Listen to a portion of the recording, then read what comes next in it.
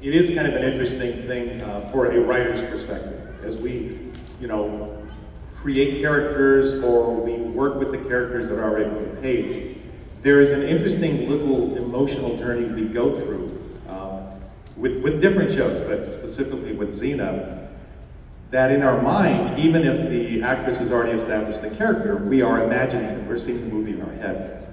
And when we're watching the dailies, and I've mentioned this to other people, writers refer to this as little treasures. We see what they do, and they bring more to it than we thought we had in there.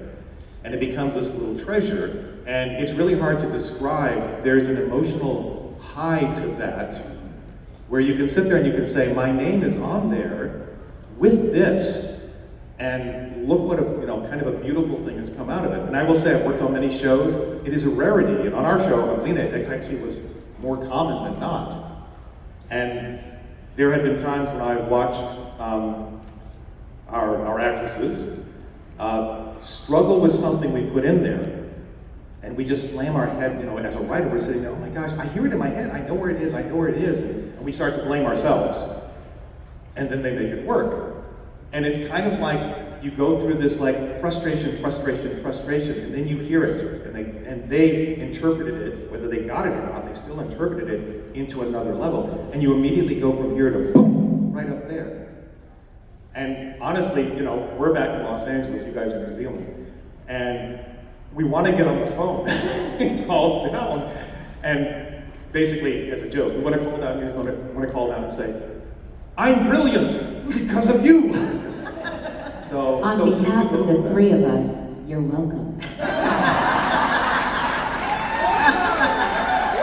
All these women have satisfied you. I will leave it there.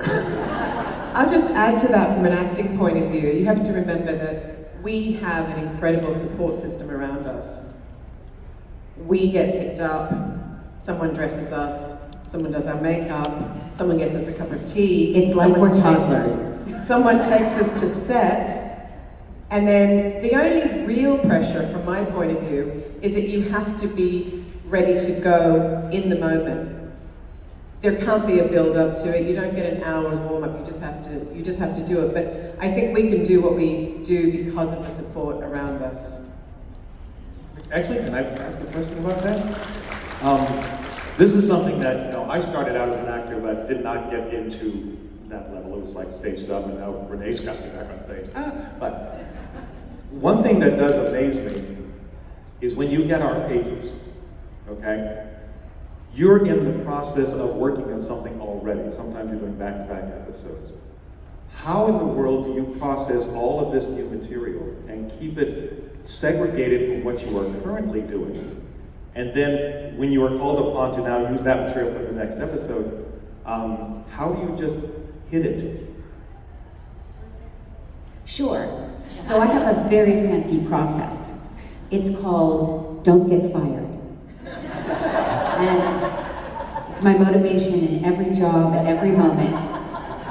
And I just focus down and I say, in this moment, how do I not get fired? And so I focus on, and it sounds like I'm joking, but it's actually kind of true. I'm not actually very good at knowing next week's, the day new scripts arrive actually freaks me out because I don't want my brain to have that burden of the extra stuff while I'm still trying to deal with this stuff. I like to take it a bite at a time, and my scripts, it's always hilarious. The second that we are done with a scene, I do a giant X, I'm done with that. So it just makes me feel like, like I've crossed it off the to-do list or something. I think it would be, I've done guest spots on soap operas, but I've never done long stints on soap operas, and I think that must be the most difficult part because the filming speed of a soap opera is so fast. Nowadays they film 2 episodes per day, but the pace of the material is so slow, so they're constantly repeating. I did a soap for a year. Oh my God, then please take over. I'll tell you though, that's true to begin with, but what happens is that your muscle starts to get, your brain starts to get work. So, for example, in the beginning of the year, it would take me 2 hours to learn 10 pages.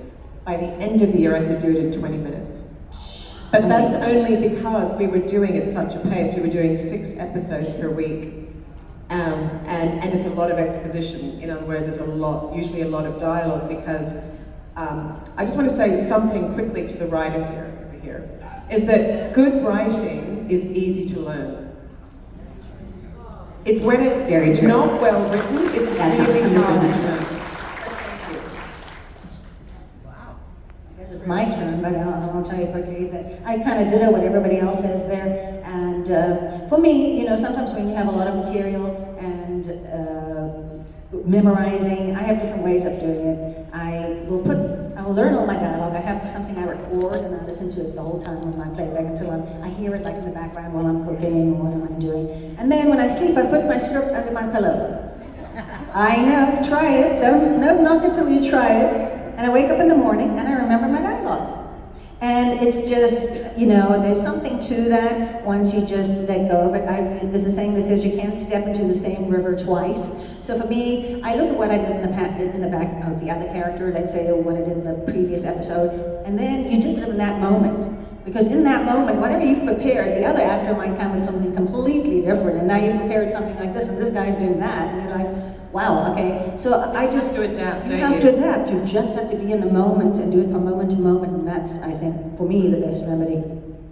I agree with you. I had to do that with Elena's. She'd come in throwing, curveballs. I did not. I'm so predictable. Unpredictable.